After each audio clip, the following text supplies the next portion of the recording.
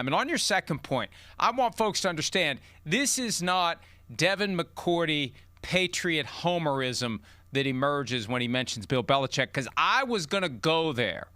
And look, I've been very critical about this strange year that Bill Belichick has had in North Carolina. It's all justified. It's all fair. It's been odd to say the least. But there's an alternate universe where Bill Belichick gets that job 2 years ago in Atlanta. And a lot of the stuff that we've been talking about over the last 10 minutes is stuff he would have identified, stuff he would have fixed, stuff that wouldn't be happening, and we'd be seeing the team that we saw last night more often. We'd see the primetime Falcons when it's time to go to Carolina and ultimately lose 30-0. That stuff wouldn't happen.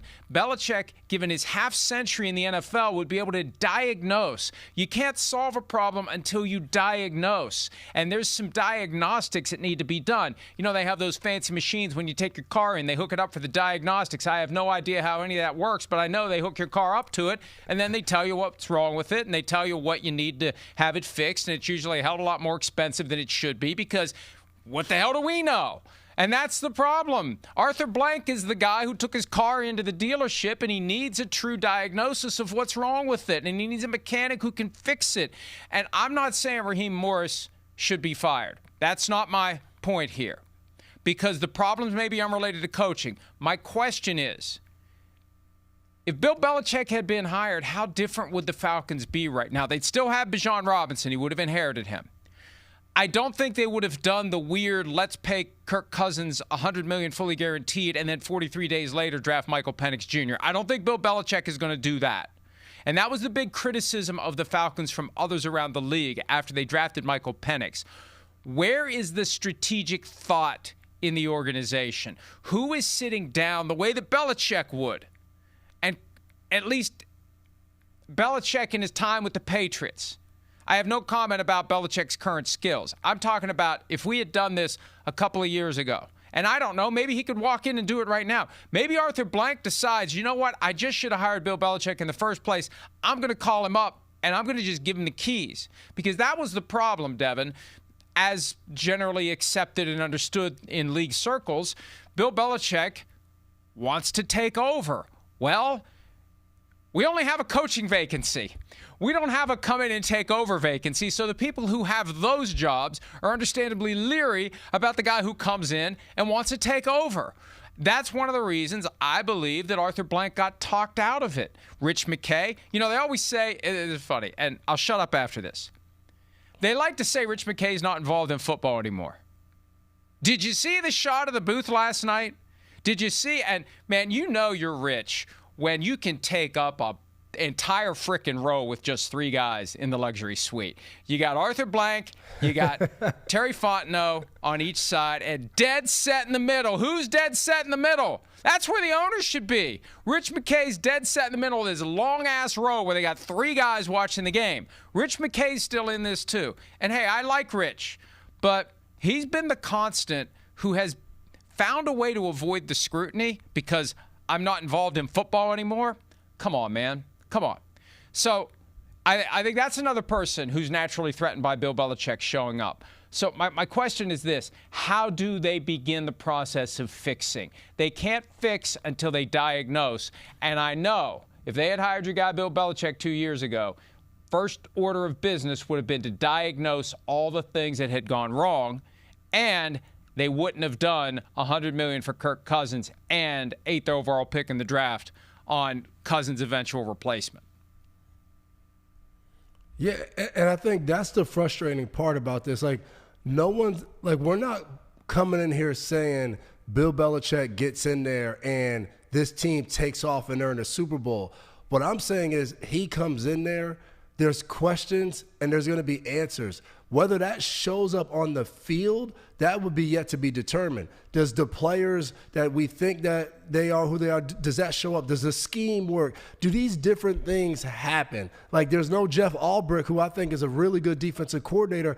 I don't know if he's a defensive coordinator if Bill Belichick's there. So it's not a guarantee of that, but I think it's a guarantee of there wouldn't be as much confusion. Like, we always sit here and we talk about the best teams are aligned at the top. The GM and head coach are lock and step. You look on the other side with the Rams. I know that was unfortunate. They lose last night.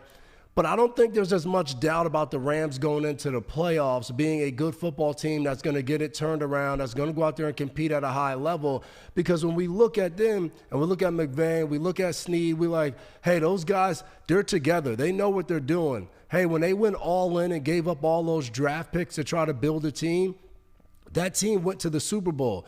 And then with the draft picks they had, they turned it into Jarrett versus Brendan Fisk. You see all these different guys that have shown up, Puka Nacua, that they've hit on and they've been right on. And I think that's the thing for the Falcons of, hey, yep, we made a coaching change. We brought in Raheem Morris. But Raheem Morris comes into something, he has to be lock and step with those guys. Like, he doesn't get to make a decision saying, hey, I don't know if this is the best setup. He's getting hired as the head coach. There's no guarantee he's going to be there. His name's going to come up this year of possibly being fired. So it's what we always talk about. Hey, when you're not winning, but you kind of just rinse and repeat and you let the same people make all the same decisions, you just go about that, it just makes you wonder. I know for me, when I was a player, I didn't pay attention to all of these things for every other team and how they were built. And I knew what we had in New England. I knew we had different guys, whether it was Nick Caserio, whether it was Monty Ossenfort,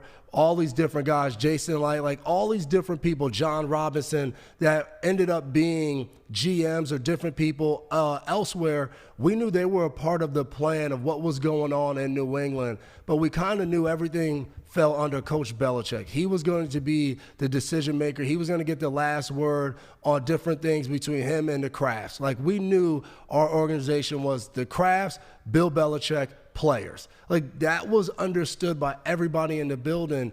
And I just think there's other buildings like that in the NFL, and we consistently see those teams towards the top. And it's just, you continue to sit here and wonder, like, hey, guys, there's a model out there. And I'm not saying one guy has to make the decision, but the model is either two people are together in the ownership, or there's one person in ownership and the players. Like, all these other names that are in the pod, they're in football, they're out of football. He's a decision maker. No, he's a decision. It just seems like it leads to confusion, and it feels like the Falcons are the prime example of that. They don't get as much scrutiny as some of the other teams, but it just feels like they're walking in the same kind of mess. You make an excellent point, too. Raheem Morris didn't create the broader construction of the organization. He was hired into a power structure that was in place and that shied away from Bill Belichick because he may have dramatically altered that power structure. So you get a lot of self-preservation that happens. It's human nature. Who's going to go out and say, I love this team so much that I think the best move we can make is to hire somebody who will come in the door and say, fire me. If you want to get better, get rid of me. If you want to win a Super Bowl, get me completely out of football operation, not just in name only, but not sitting dead center between the owner and the GM during Monday Night Football in this giant-ass row. It really was impressive. It was almost medieval. I mean, really, if we can get a picture of it at some point. I've seen it around the social media. There it is. Look at that. Look at that. That's when you're rich. They got 7 people sitting in the same row, one level higher. 3 guys. And I think they kind of bunched together for the photo there. I feel like they were farther apart. That may just be my selective memory. But that's really the issue. That's really the issue. Raheem Morris came into the existing structure because the existing structure was threatened by the possibility of bringing in Bill Belichick. Plain and simple. Hi, it's Mike Florio. Thanks for watching PFT on YouTube. Hit subscribe for the latest news and analysis from Pro Football Talk.